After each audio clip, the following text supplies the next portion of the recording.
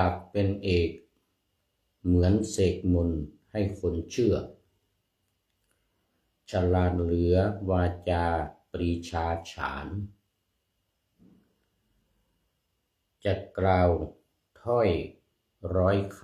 ำไม่รำคาญเป็นรากฐานเทิดตนพ้นรำเค็ญ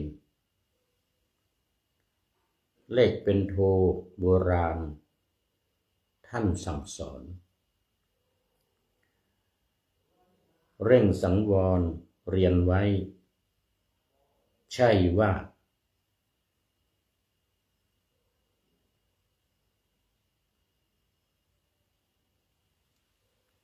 เล่น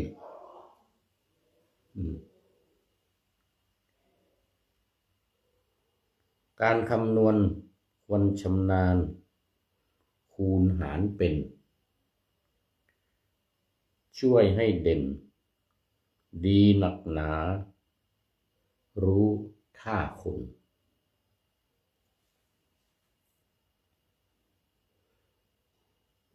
หนังสือเป็นตรีวิชาปัญญาเลิศเรียนไปเถิดรู้ไว้ไม่ไร้ผล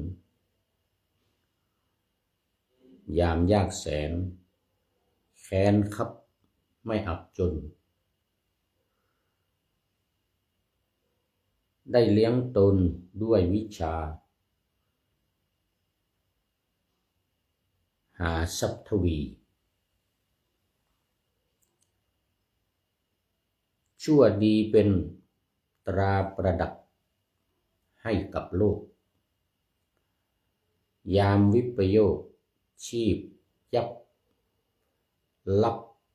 ร่างหนีที่ศูนย์แท้ก็แต่ตัวส่วนชั่วดีคงเป็นที่ลือทั่วชั่วฟ้าดินขอถวายความนอบน้อมแด่พระรัตนตรัยมีพระพุทธเจ้าเป็นต้นขอถวายความเคารพพระมหาเถระพระเถรานุเถระเจ้าคณะพระสังฆาธิการทั่วโลกมีพระเดชพระคุณพระธรรมเสนาบดีเจ้าคณะภาค7วัดพระธาตุวสุเทพ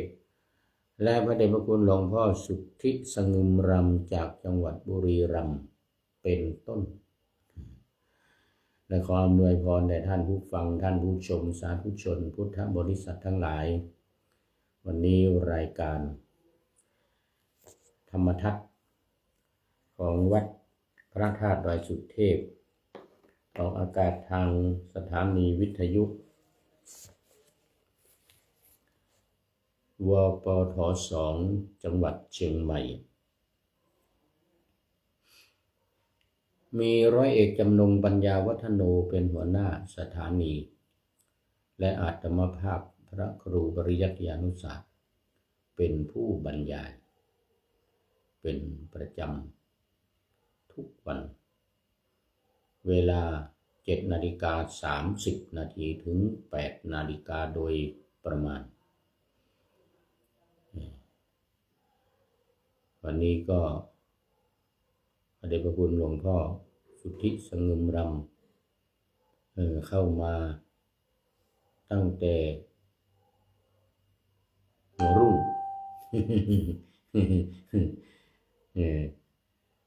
เรียกว่าปะหน้าธรรมะยังไม่ทันเสร็จหลวงพ่อเข้ามาแล้วได้ทักทายเป็นต้นร่วมกับพระเดชพระคุณหลวงพ่อพระธรรมเสนาบดีเลยทีเดียวเขาเรียกว่าไก่ยังไม่ทันโหพระสุริโยยังไม่จับขอบฟ้ากราบขอบพระคุณพระเดชพระคุณหลวงพ่อเป็นอย่างยิ่งสำหรับวันนี้ก็บันทึกเสียงล่วงหน้ามา1 วันรายการจะออกวันพรุ่งนี้ออกอากาศทางวิทยุวันพรุ่งนี้นะแต่ส่วนทางFacebook Live นี่ก็ตลอด ตลอด24ชั่วโมงท่านผู้ฟังท่านผู้ชมสามารถเข้ามาใน Facebook ไลฟ์สวัยเทพบุญได้ตลอดเวลาแต่เป็นเวลา30 วันนะใน30 วันนี้นอกนั้นไปก็มันจะลบเองเพราะว่าจะมีรายการอีกรายการนี้แหละอีกมากมายตามมาพอครบ1 เดือนก็จะทางนี่Facebook ไลน์นี่ก็จะลบไปก่อนยกเว้นว่าเราแชร์ไปในไลน์ในเฟซใน YouTube หรืออะไรของเฟซของท่านผู้ชมผู้ฟังทั้งหลายนี่ในไลน์ของแต่ละคนอย่างนี้จะไม่หายแต่ในไลน์นี้บางทีก็หมดเวลาเหมือนกันนะหมดเวลาในการที่จะโหลดมาชมได้เพราะฉะนั้นเวลาเข้าไปในไลน์นี้ต้องรีบเปิดชมรู้สึกว่ามันจะประมาณ7 วันอะไรทำนองนี้นะหรือถ้ามันมีมากมันก็จะไม่สามารถโหลดได้ประมาณ7 วันแปลว่ามัน5 วันหรือ7 วันนี่แหละไม่เกิน7 วันเขาบอกว่ามันจะหมดเวลาในการที่จะโหลดอย่างนี้นะตอนนี้ขอต้อนรับเนนน้อยสังเหลือจากวัดป่าแดงมหาวิหารเชิงดอยสุเทพโอ้สาธุสาธุนี่ก็ FC ตัวจริงอีกเหมือนกันเงินหลวงพ่อสุทธิสงึมลำฝากความคิดถึงพระเดชพระคุณหลวงพ่อพระครูโคสิทธิ์ปริยัติยาภรณ์ด้วยเด้อหลวงพ่อเจ้าคณะตำบลสุเทพเขต 1เจ้าวาดวัดป่าแดงมหาวิหารกราบไว้สักการะหลวงปู่ครับผมนะโอ้สาธุสาธุนี่เป็น FC ตัวจริงอีกท่านหนึ่งเดี๋ยว FC ตัวจริงของวัดพระธาตุดอยสุเทพท่านสุริยันคำปาโอ้ช่วงนี้18:55โอ้ยังเป็นช่วงของการทำวัดอยู่ทำวัดเย็นสวดมนต์เย็น18:55อ๋อเลย40ไปแล้วเลย40แล้วทำวัดสวดมนต์เสร็จแล้ววัดพระธาตุดอยสุเทพเอาละตอนนี้วันนี้ก็บันทึกเสียงมาจากวัดดอยสัพพัญญูซึ่งมีท่านพระครูสุตตกิจจาภิรมย์เจ้าอาวาสและรักษาการแทนเจ้าคณะอำเภอแม่วางและดำเนินการโครงการอบรมบาลีก่อนสอบที่ผู้พูดมาร่วมอบรมอยู่ในขณะนี้ปริญญาธรรมสูง6789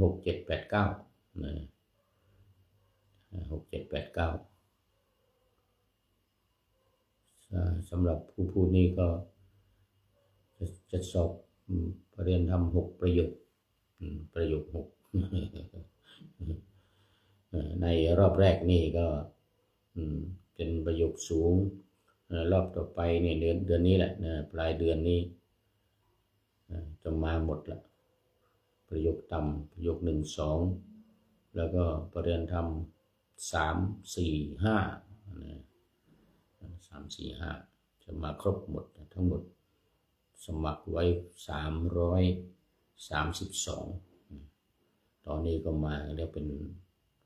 รู้สึกจะ300 กว่าละเอาละตอนนี้ก็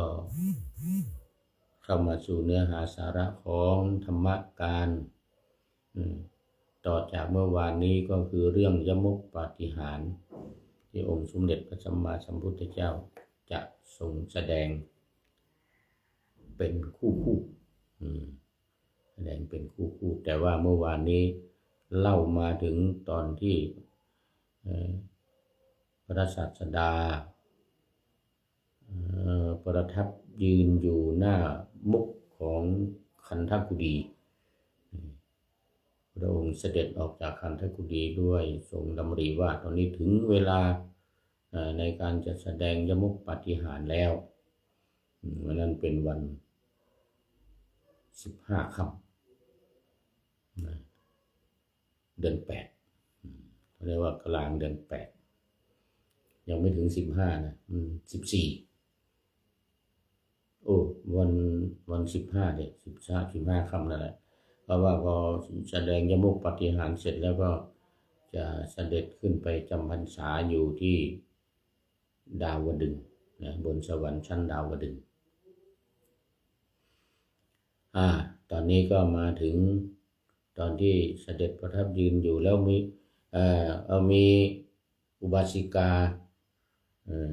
ระดับพระอนาคามีอุบาสิกาชื่อคารณี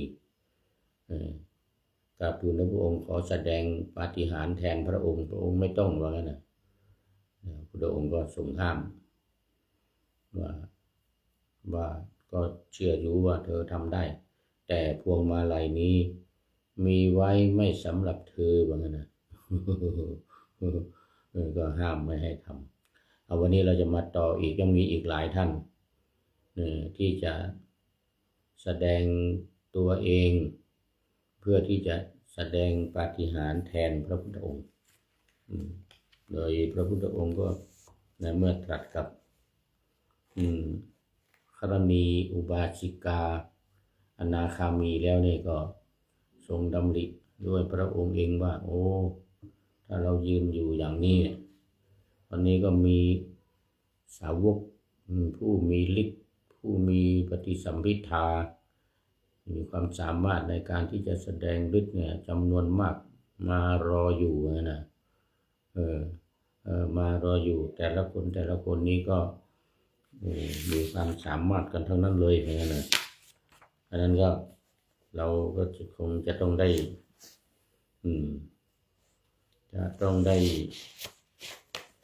ให้สาวกทั้งหลายเหล่านี้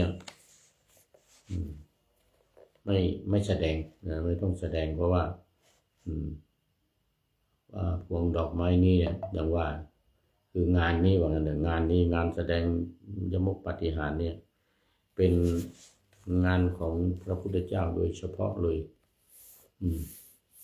ในพระพุทธเจ้าที่มาตรัสรู้องค์หนึ่งเนี่ยจะได้แสดงยมกปาฏิหาริย์เนี่ยเพียงครั้งเดียวเท่านั้นทุกพระองค์ในภัตตกรรมนี้ไม่ว่าจะเป็นพระวิปัสสีพระสิกขีพระเวสสภู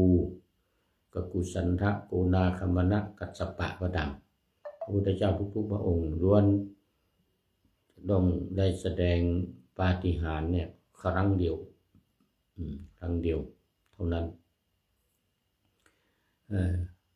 ส่วน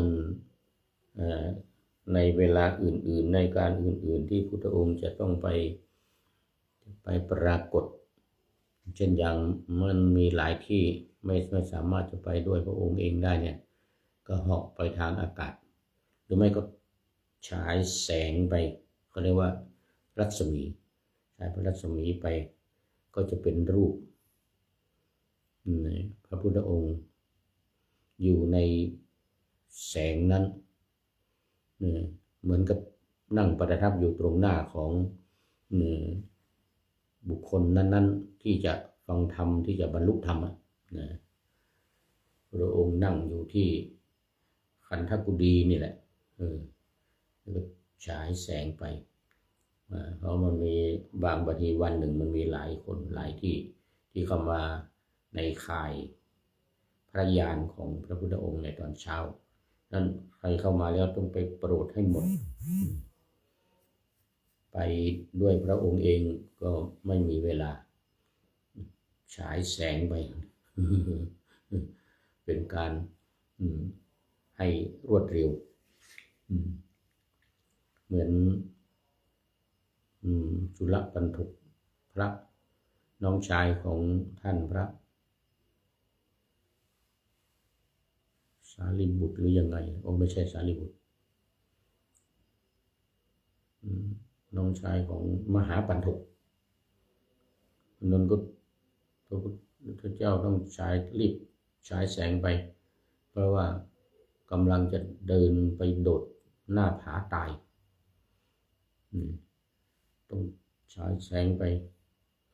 แล้วก็เหาะไปตามแสงนี่นะไปยืนอยู่ข้างหน้าของจุลปันถกเลยหยุดเธอจะไปไหนเหมือนกันนะผมจะไปตายแล้วเหมือนกันนะพี่ชายบอกให้ไปตายก่อนไม่ทันแล้วครับถ้าจะเดินไปถ้าจะประทับเสด็จเดินไปไม่ทันต้องเหาะไปส่งแสงไปก่อนแล้วก็เหาะไปตามแสงปุ๊บยืนปุ๊บอยู่ข้างหน้าเลยอย่างนี้เป็นต้นอันนั้นมันในบางครั้งบางคราวที่มีความจำเป็นเหมือนคราวที่เสด็จกลับไปที่กบิลพัสดุญาติทั้งหลายที่อายุมากกว่านี่ไม่ยอมกราบผีถือทิฏฐิว่าเป็นน้องว่าเป็นรุ่นน้องอย่ามาเทียบกับรุ่นพี่ไม่ได้นะไม่ยอมกราบก็เลยต้องเหาะขึ้นไปบนอากาศแล้วก็ลงมาเหาะขึ้นไปถึง3 ครั้งเอาผงธุลีติดเท้าขึ้นไปตกใส่หัว ให้หมดมานะให้หมดมานะอย่างนั้นเป็นต้นแต่ว่าในการที่จะแสดงใหญ่ให้คนทั้งหลายเห็นทั่วไปเนี่ยจะมีครั้งเดียวนี้เท่านั้นนะ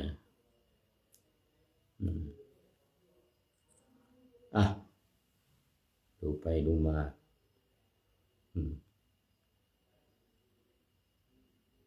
อันนี้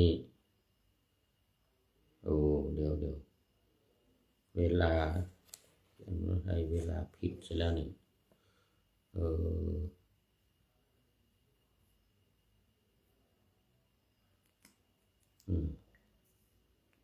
เดี๋ยวก่อนดูก่อน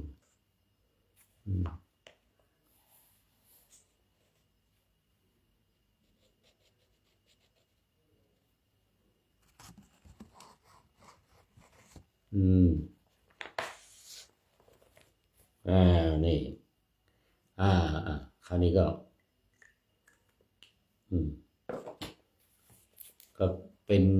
เป็นอย่างนั้นจริงๆคือมีสาวกที่จะมาแสดงปาฏิหาริย์นี่นะตอนนี้มีจุลอนาถบิณฑิกะน้องชายของอนาถบิณฑิกะเศรษฐีเป็นเศรษฐีเหมือนกันแต่เป็นจุลอนาถบิณฑิกะเศรษฐีกราบทูลพระพุทธองค์เหมือนกันว่าถ้าพระองค์จะขอแสดงยมกแสดงปาฏิหาริย์เหมือนกันนะพระพุทธองค์ตรัสถามว่าเธอจะทำอย่างไรจุลอนาถบิณฑิกะนี่ก็บอกว่าข้าพระองค์เนี่ยจะเนรมิตอัตภาพเหมือนกับพรหมเหมือนกันนะสูงประมาณ12 โยชน์12 โยชน์เท่านั้นบน12 โยชน์ต้องเอา16 กิโลเมตรไปคูณนะ12 เมตรนะวันก่อนคูณไปทีหนึ่งแล้วได้500 กิโลเมตรนะ500 กว่าสูงขึ้นไปก็จะปรบมือว่าไงนะดุจดังการปรบแห่งพรหมด้วยเสียงเช่นกับมหาเมฆกระหึ่มในท่ามกลางบริษัทนี้ว่าไงนะสูงเท่ากับมหาพรหมแล้วก็ปรบมืออย่างนี้เสียงดังกระหึ่มเหมือนกับมหาเมฆกระหึ่มในท่ามกลางบริษัทนี้ว่านะพระองค์ก็ตรัสว่าเราทราบดีว่าเธอสามารถทำได้แต่ก็ทรงห้ามว่าค พวงดอกไม้นี่ไม่สำหรับเธอว่างั้นนะ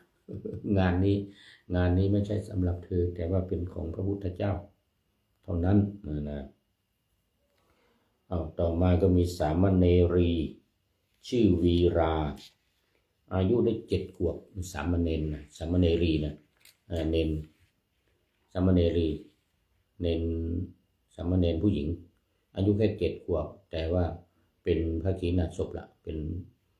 ได้มีปฏิสัมภิทาด้วยก็ขอกราบทูลพระพุทธเจ้าว่าหม่อมฉันขอแสดงยมกปาฏิหาริย์ขอแสดงปาฏิหาริย์เธอจะทำยังไงพระองค์ตรัสถามหม่อมฉันเนี่ยจะนำเอาภูเขาสิเนลุภูเขาจักรวาลและภูเขาหิมพานต์นะมาตั้งเรียงกันไว้เสร็จแล้วก็จะทะลุเข้าไปจากภูเขาลูกนี้เข้าลูกนี้ลูกนี้เข้าลูกนี้ออกลูกนี้ไปมาอย่างนี้เหมือนกับพญาหงส์แล้วกันบินกลางอากาศเหมือนกับบินกลางอากาศไม่มีอะไรกั้นเลยนะระหว่าง3 ภูเขาเนี่ยทะลุไปมามนุษย์ทั้งหลายจะถาม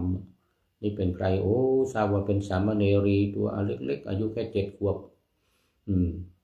พวกก็จะคิดกันว่าเนี่ยสามเณรตัวน้อยๆขนาดนี้ยังมีฤทธิ์อย่างนี้เนี่ยพระพุทธเจ้านี่จะขนาดไหนว่างั้นนะพวกเดรัจฉีทั้งหลายเห็นแล้วก็จะพากันวิ่งหนีไม่ทันเห็นพระพุทธเจ้านี่จะวิ่งหนีกันก่อนนะว่างั้นนะจะวิ่งหนีกันก่อนนะว่างั้นนะอันนี้ต่อมาก็มีสามเณร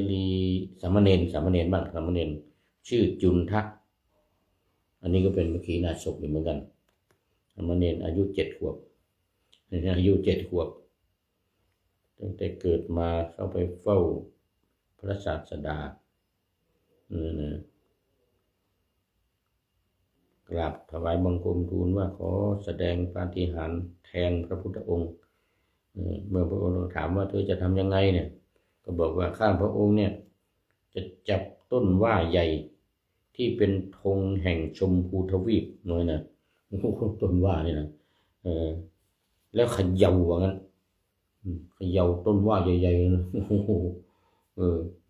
นำผลว่าใหญ่มาให้บริษัทเนี่ยเคี้ยวกินกันเหมือนกันนะไอ้ลูกว่าใหญ่เนี่ยนะมันมาเคี้ยวกินกันเหมือนนะแล้วข้าพระองค์นี่ก็จะนำดอกแคฝอยมาถวายบังคมพระองค์ด้วยเหมือนกันพระองค์ก็โอ้เราทราบดีคือสามารถทำได้สามเณรเหมือนกันนะเราทรงห้ามต่อมาพระเถรีชื่ออุบลวรรณานี่เป็นที่รู้จักกันดีอุบลวรรณาที่ถูกนันทมานพข่มขืนนั่นนะแล้วก็ในอดีตก็คือกันหาในเวสสันดรชาดกกันหาชาลีที่เป็นลูกของพระเวสสันดรชาลีเป็นพี่ชายกันหาเป็นผู้หญิงนี่มาเกิดเป็นอุบลวรรณาอยู่ที่สาวัตถีเมืองสาวัตถีนี้นะไม่ได้ไปเกิดร่วมกับพระนางพิมพาพระโกรธพระเวสสันดรที่ปล่อยให้พราหมณ์ทุบตีนะชาติหน้าเกิดมาขอไม่เกิดร่วมกับพระองค์นะของพ่อนะพ่อใจร้ายเหมือนนะตอนนั้นมันเด็กไม่รู้เรื่องเลยก็เลยมาชาตินี้ก็มาเกิดเป็นนางอุบลวรรณาอยู่ที่เมืองสาวัตถีแล้วได้บวชเป็นพระเถรีละแล้วก็มีฤทธิ์มากเป็นอีกรูปหนึ่งมีฤทธิ์มากกราบทูลพระพุทธองค์ว่าจะขอแสดงฤทธิ์แทนพระพุทธองค์นะพระพุทธองค์ไม่ต้องเลยนะเดี๋ยวพวกนี้เห็นเขาก็วิ่งหนีกันหมดโอ้โหโดยจะทำยังไงอุบลวรรณาเถรีว่าไงนะพุทธองค์ตรัสถามหม่อมฉันเนี่ยจะแสดงบริษัทมีประมาณ12 โยชน์โดยรอบบริษัทที่อยู่ในบริเวณ12 โยชน์เนี่ยนะโดยรอบๆเนี่ย เป็นพระเจ้าจักรพรรดิว่างั้นนะเอาประชาชนจำนวน12โยชน์เนี่ยนะกว้างๆเนี่ยเป็นพระเจ้าจักรพรรดิอันบริษัทมีประมาณ36โยชน์โดยกรมแวดล้อมแล้วโอ้โหเป็นพระเจ้าเอาประชาชน12โยชน์นี่เป็นพระเจ้าจักรพรรดิแล้วก็เอาประชาชนที่อยู่32โยชน์รอบๆเนี่ยมาอยู่ข้างๆรอบพระเจ้าจักรพรรดิวันนี้เนาะมาก็แล้วก็มาถวายบังคมพุทธองค์นี่ว่างั้นทั้งหมดนี่มาถวายบังคมพระพุทธองค์อาจจะตัวเล็กกันเนาะทำให้ตัวเล็กนิดเดียวนี่รวมกันนี่แหละมาถวายบังคมพระพุทธองค์ได้นี่นะพระพุทธองค์ก็ทรงห้ามเหมือนเดิมต่อมาพระมหากัสสปะเอาแล้วทีนี้ผู้ทรงฤทธิ์ทรงเดชใหญ่พระมหากัสสปะแต่ว่าพระมหากัสสปะมาแล้วแต่ไม่ทันเพราะว่าเวลามันหมดหมดเวลาไปแล้วนี่เพราะฉะนั้นก็โมทนาเอาไว้แค่นี้ก่อนมีท่านมหากัสสปะแล้วก็มีองค์อื่นๆอีกนี่จำนวนมากอยู่กว่าที่จะแสดงนี่ใช้เวลามากอยู่นะแสดงยมุขปาฏิหาริย์ของพระพุทธเจ้านี่นะตอนนี้เอาไว้แค่นี้ก่อนมาดูก็คิดท้ายรายการวันนี้นิดหน่อยก็คิดท้ายรายการวันนี้ว่าวันนี้ได้จากใครเนี่ยไดอารี่สีน้ำเงินจากไดอารี่สีน้ำเงินนะบอกว่าปากเป็นเอกเหมือนเสกมนต์ให้คนเชื่อฉลาดเหลือวาจาปรีชาฉานจะกล่าวถ้อยร้อยคำไม่รำคาญเป็นรากฐานเทิดตนพ้นรำเค็ญเลขเป็นโทโบราณท่านสั่งสอนเร่งสังวรเรียนไว้ใช่ว่าเล่นการคำนวณควรชำนาญคูณหารเป็นช่วยให้เด่นดีนักหนารู้ท่าคนหนังสือเป็นตรีปรีวิชาหนังสือเป็นตรีวิชาปัญญาเลิศเรียนไว้เถิดรู้ไว้ไม่ไร้ผลยามยากแสนแค้นคับไม่อับจนได้เลี้ยงตนด้วยวิชาหาทรัพย์ทวีชั่วดีเป็นตราประทับให้กับโลกยามวิปโยคชีพยับลับร่างหนีที่ศูนย์แท้ก็แตกตัวส่วนชั่วดีคงเป็นที่ลือทั่วชั่วฟ้าดินนี่ก็โมทนาขอบคุณไดอารี่สีน้ำเงินที่เราคำพังเพยที่เราทราบกันมานานว่าปากเป็นเอกเลขเป็นโทหนังสือเป็นตรีชั่วดีเป็นตรานี่ก็มาประพันธ์เป็นบทกลอนโมทนาเป็นอย่างยิ่งตอนนี้ขอต้อนรับคุณโยมจันเพ็ญคำโพธาเป็นท่านสุดท้ายเลยทีเดียวได้ชมเฟซบุ๊กของโยมโปรไฟล์เฟซบุ๊กของโยมจันเพ็ญครับเมื่อวานนี้โมทนาเป็นอย่างยิ่งเป็นท่านสุดท้ายของรายการในวันนี้จริงๆนอกจากเน้นน้อยสังเหลือนึกว่าเน้นน้อยสังเหลือเป็นสุดท้ายนิยมจันเพ็ญคำโพธาโมทนาเป็นอย่างยิ่งขอนำรายการธรรมมาทัดไปก่อนแล้วจะย้อนมาใหม่ในวันหลังเพื่อให้ท่านทั้งหลายได้รับฟังธรรมเทศนังเหมือนดังเดิมเป็นธรรมะจากพระไตรปิฎก3ธรรมบทอันงดงามบรรยายเสริมอธิบายใจความเหมาะมาต่อเติม ยกนิทานดั้งเดิมเสริมบทธรรมคุณโยมจันเพญบอกว่ากราบหลวงพ่อสาธุเจ้าสาธุดีใจดีใจยกกระพุ้มมือมาอีก3 โอ้โมทนาเป็นอย่างยิ่งขอทุกท่านสุขกายสบายใจปรารถนาสิ่งใดอันเลิศล้ำจงเพิ่มพูนตามบุญงามและตามกรรมที่ได้บำเพ็ญไว้ทุกประการขอเจริญพร